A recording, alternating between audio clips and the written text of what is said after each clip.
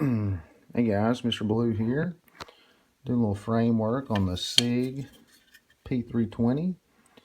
Right now, I've got my outline laid out for what I want to do on this gun. I'm actually I got the Glock laying here because on the part on the sides right here, I'm actually going to do the gator skin, snake skin type stipple of that. And around the top edge and around the back, you see the lines I've got laid out for it. Already got it sanded down, all the existing texture that was on it. I want to do the sprinkles pattern on that. See how that turns out. A little two-tone type stipple. I think it'll look pretty sharp. I'm going to come all the way out to here. Come back. I'm actually going to leave these parts smooth. I notice a lot of people, when they do the SIGs, they actually stipple this too, make it rough, but you know, I figured make them a smooth entry into the trigger guard, and then I'm not going to do the double undercut. I'm going to leave this undercut out on this gun right here. I'm going to leave it stock, and then I'm going to do the other undercut, something similar to that. I'm probably going to do the sprinkles on it instead of the snake skin, but hopefully this will be my third gun I've done some framework on. This is the first one right here. I'm very pleased on how it turned out. I'm not going to do this border. I stippled this kind of round dot border on this gun. Not going to do that on the SIG. I'm just going to see how it turns out. What's awesome about the SIG and what makes it super easy to do is you've already got these factory lines right here. So you can just sand and stipple inside of those and gives you that HD border type look. I don't know how a lot of guys do their borders. I actually tried. I was going to cut out edges and it did okay, but it would really take a tremendous amount of time that I'm not really interested in putting into this. So here's how it's going to look. I'm trying to make this, you know, go along the slide release, come down around beaver tail, kind of stop up here, leave this part smooth, and just kind of do that sprinkles all the way down the back up this side. And I'll show you what it looks like when it gets done. I'll try to do time lapse. I've already time lapsed the part where I was laying it out and doing some of this sanding, but we'll finish it up and get to work on the stippling.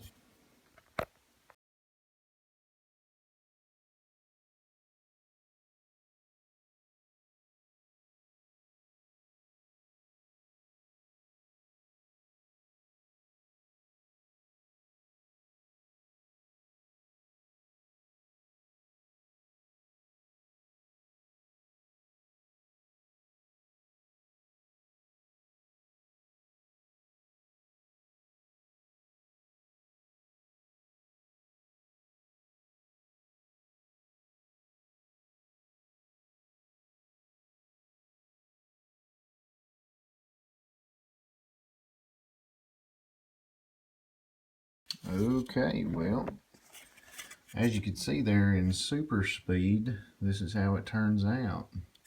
Got the little index mark up here, sprinkle pattern all across the top, down the back up high here, back across to here.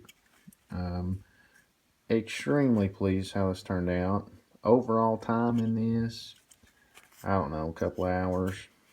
I don't know, it really goes by fast. It takes a lot of time, a little concentration, but it's totally worth it. Make it your own. I mean, I'm down with it. Anyways, something I want to try, something I've actually never seen done before. That's why I wanted to do it. I did the sprinkle pattern, I call it. I didn't make that up. Somebody else made that up. But I call it the sprinkles up here. This over here is the gator skin, the gator grip. That's what I call it. Did that on each side, and I really like the way that turned out. Gives it a different dimension to it. And of course, like I was saying earlier, these borders here that come on these 320s just really make this simple to do. Finishing touches on it, there's a few things I could do. What I've done on some other guns is I actually take some really fine sandpaper and just kind of hit this a little bit. And right now it's rough. I mean, you got a firm purchase on the gun. I mean, you couldn't rip this from my hand. I mean, it's awesome. Downside to that, I mean, if I'm going to go and shoot for an extended period of time, I mean, that's really going to wear on the hand. I don't care, whatever. But when you do hit it with that fine sandpaper, it does give it a little bit better feel, and it also makes it look. It kind of makes the top of the stippling pop a little bit. So I like that too. What else? Oh, the only part you've not seen in the video, and I know it's hard to see anything with me shaking the camera all over the place, but where I actually laid out the lines to do this and the sanding, I just take a Dremel, which I got right here. You just take and just sand it. I got this small drum on it right now. You'll go through a couple of these as you're sanding this. Very simple. You just got to take it down the edge real careful. I mean, it's not hard. Any idiot with a Dremel can do it. It just takes. That's probably the most time-consuming part. Just because you gotta be so careful about what you're doing. Like if you let your Dremel crawl across one of these edges, it's gonna leave the whole finished product looking like crap. So just gotta be careful about that. But I'm real pleased. I'm gonna slap this gun together real quick, and I'll show you what the whole thing looks like all together. All right, here's what you end up with. It's pretty slick. I kind of wish, looking at it put together, kind of wish I'd done this index a little bit wider right there. I was just trying to go with this angle right here, keeping these angles the same. But that ain't bad. You can still feel it on there. Overall look, pleased with it. Wish I'd came a little bit higher up there. Of course, I can do that. I can fix that in like 10 seconds. I should have showed you how to put the gun back together, because that took a total of about 10 seconds. The modularity of these SIGs is just worth its weight in gold. Good part is, if you're going to start stippling guns, if you want to do some framework yourself, grab a SIG, man. I picked this gun up for, believe it or not, $450, brand new. So you can't beat that. And plus, you can get the frames. This whole, they call it a grip module. This whole frame right here, you can buy brand new from Sig, 40 bucks. Okay.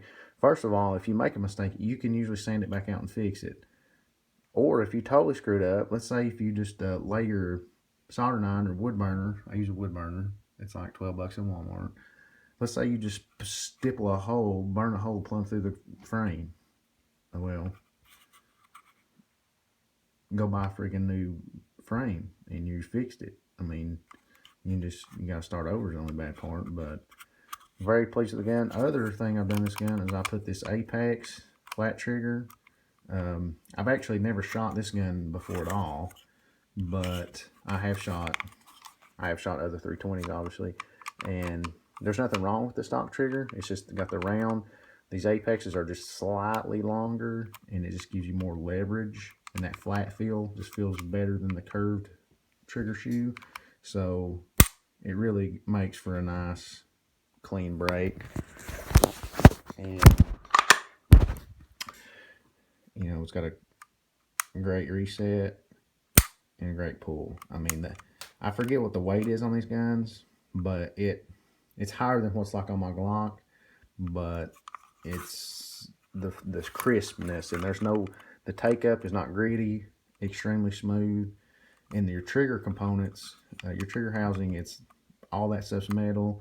It makes this for a super smooth, crisp pull every time. And it's slick, man. I love it. I'd highly suggest it. This one doesn't have the night sights, but they're nice 3-dot white sights, easy to pick up. These are great shooting guns. Unbelievable.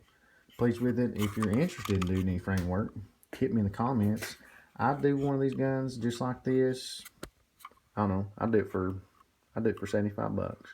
And the cool thing is, if you don't want to buy your own grip module and send to me, I'll order one myself, because there's no serial number on these. I'll just buy whichever one you want, whichever color you want. You tell me what pattern, how you want it done. Send me, Google up one that you like, and I'll try to make that happen for you. I'll do it for cheap, because I like to do it. So there you go. Hope you enjoyed the video. Like, subscribe, share it. Don't tell anybody. Do tell everybody. I don't care.